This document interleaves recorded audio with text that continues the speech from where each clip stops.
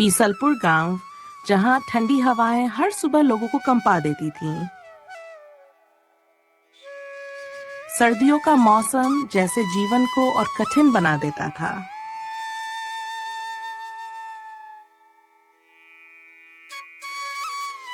इस गांव के एक कोने में रामू नाम का एक साधारण मेहनती किसान रहता था।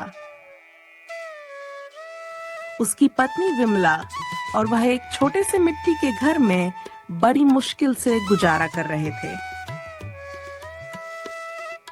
रामू सुबह सुबह उठकर सेठ के खेतों में काम करने जाता था।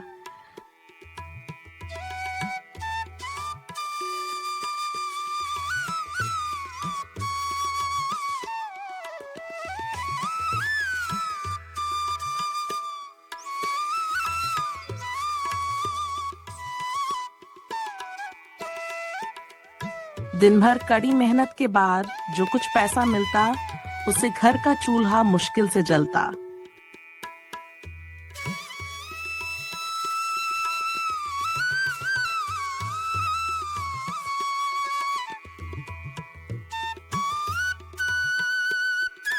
एक रात जब रामू काम से लौटकर घर आया तो थकान उसके चेहरे पर साफ झलक रही थी। विमला चूल्हे पर रोटी सेंक रही थी और रामू को देखते ही बोली, रामू, ये सब कब तक चलेगा? ठंड बढ़ती जा रही है और हमारे पास खाने पीने तक की कमी हो रही है। रामू ने चुपचाप अपनी थकी आंखों से विमला की ओर देखा और कहा, मैं भी यही सोचता हूं विमला, मगर क्या करूं?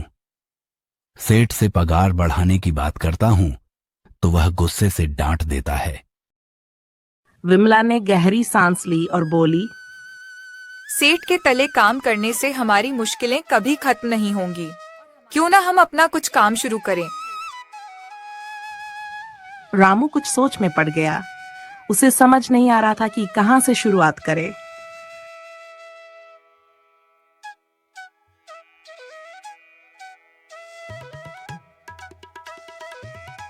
अगले दिन रामू ने अपनी किस्मत आजमाने का फैसला किया। उसने जंगल से लकड़ियां काटी, उन्हें तराशकर बर्तन बनाए और बाजार में बेचने चला गया।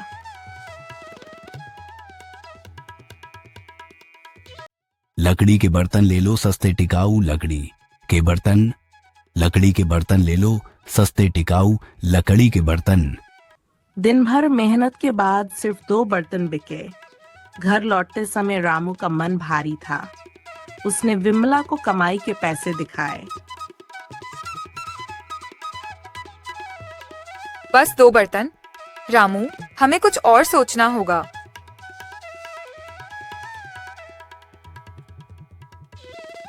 रामू ने फिर हिम्मत जुटाई। अगली बार उसने खेतों से ताजी सब्जियां लाई और बाजार में बेचने की कोशिश की। सब्जी ले लो ताजी ताजी, सब्जी ले लो सब्जी। आओ भाई, आओ सब्जी ले लो। लेकिन अचानक बारिश शुरू हो गई। सब्जियां भीग गई और खराब हो गई। रामू घर लौटा तो विमला ने चिंता से पूछा, क्या हुआ? सब्जियां खराब हो गईं, सब बर्बाद हो गया। विमला ने रामू को दिलासा दिया, मगर उसकी आंखों में चिंता थी।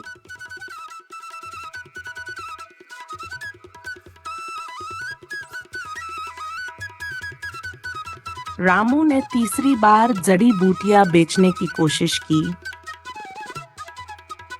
वह जंगल से कुछ औषधीय पौधे लाया और गांव वालों से उनकी खासियत बताने लगा। जड़ी बूटियां आपकी सेहत के लिए अमृत हैं। पुराने जमाने से इनका इस्तेमाल होता आया है। मगर लोगों को उसकी बातों पर भरोसा नहीं हुआ। कई कोशिशों के बाद रामू हताश हो चुका था। घर में बैठा वह विमला से बोला, मैंने हर काम कर लिया, लेकिन कुछ भी नहीं चला। अब क्या करें? विमला ने मुस्कुराते हुए कहा, रामू, तुम समोसे बनाने में माहिर हो। क्यों ना समोसे की दुकान खोलो? गांव में कोई भी अच्छी क्वालिटी के समोसे नहीं बनाता। रामू ने इस विचार पर सोचा और उसे सही पाया। उसने अपनी बची हुई पूंजी लगाकर समोसे की दुकान खोली।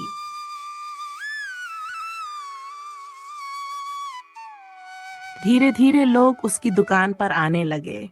उसके समोसे की खुशबू दूर दूर तक फैलने लगी। रामू भैया, तुम्हारे समोसे तो लाजवाब हैं, हर दिन खाने आएंगे।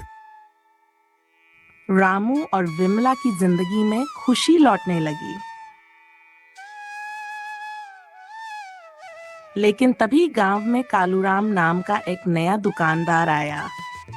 उसने रामू के सामने ही समोसे की दुकान खोल ली और उससे सस्ते दाम पर समोसे बेचने लगा। आओ भाई, सस्ते और स्वादिष्ट समोसे खाओ, यहाँ सबसे सस्ते दाम। गांव के लोग सस्ते समोसे के चक्कर में कालूराम के पास जाने लगे। रामू की दुकान खाली पड़ने लगी। कुछ ही दिनों बाद गांव में लोग बीमार पड़ने लगे। डॉक्टर ने जांच की और बताया, कालूराम के समोसे खराब क्वालिटी के हैं, इसी वजह से लोग बीमार हो रहे हैं। मैं रामू के समोसे खाता हूँ और कभी बीमार नहीं हुआ। उसके समोसे महंगे जरूर हैं, मगर उनकी क्वालिटी गांव वालों बेहतरीन है। को अपनी गलती का एहसास हुआ। उन्होंने कालूराम की दुकान का बहिष्कार कर दिया और रामू के पास लौट आए। रामू भैया, अब हम सिर्फ तुम्हारे समोसे खाएंगे। सस्ती चीजों के चक्कर में हमें बड़ी गलती हो गई। इस तरह रामू की सच्चाई और मेहनत ने उसे जीत दिलाई। उसकी दुकान फिर से चल पड़ी और घर में खुशियां लौट आईं। रामू ने मुस्कुराते हुए विमला से कहा, गांव के लोग अब रामू के समोसे की तारीफ करते नहीं थकते और कालूराम, उसकी दुकान हमेशा के लिए बंद हो गई।